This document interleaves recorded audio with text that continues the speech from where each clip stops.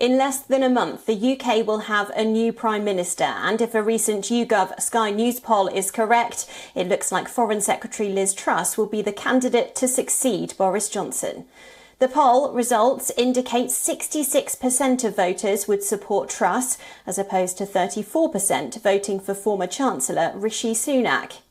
The numbers reflect the tilt of the members who will vote and do not consider the number that will either abstain from voting or have not yet made their decision.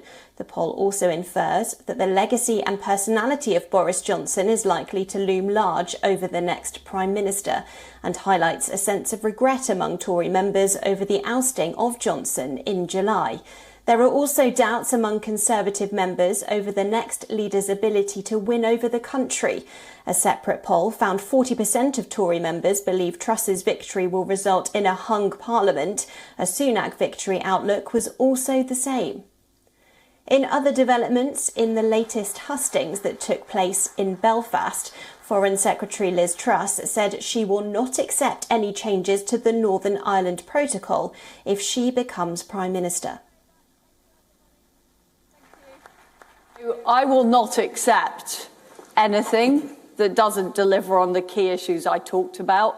So making sure that UK courts are the ultimate arbiter, making sure that we have free-flowing east-west trade, making sure that the people of Northern Ireland can benefit from the tax benefits delivered by the government, the UK government. I think on this, there's probably not an enormous amount of disagreement between me and Liz on this question. I think all of us want to see institutions back up and running, right? That's the right thing for the people of Northern Ireland. And, you know, when we think about how far we've come, right, 25 years next year, right, of the Belfast Good Friday Agreement, and for this not to be functioning is sad, right? It's not what any of us wanted. It's not what should be happening. And I think there's so much promise.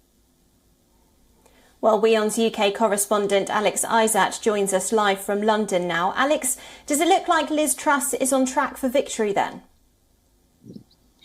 Well, looking at all of those polls, and we've seen a few now come out over the last couple of weeks, it does seem that Truss is going to be the winner. But it's not over until it's over. Sunak said that he was willing to keep going and wants to see a victory for himself.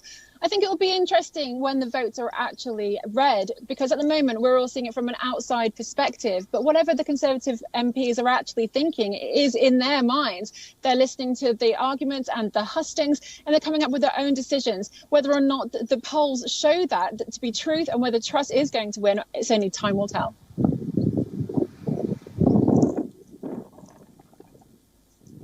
Well, Alex, taking on the top job won't be easy for whoever is announced as the new Prime Minister. So just talk us through the main issues that they'll be forced to take on once they do get the keys to number 10.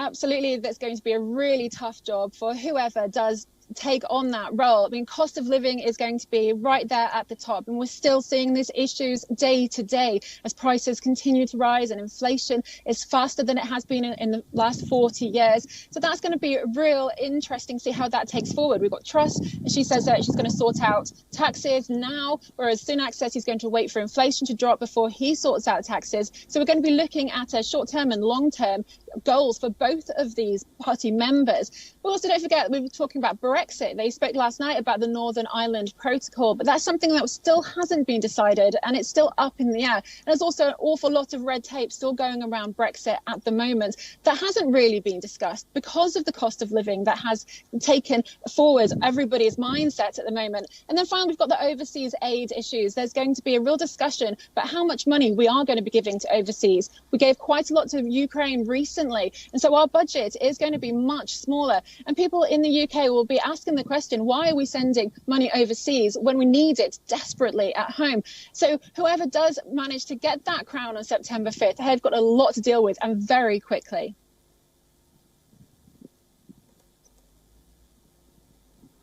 Alex, live in London, thank you.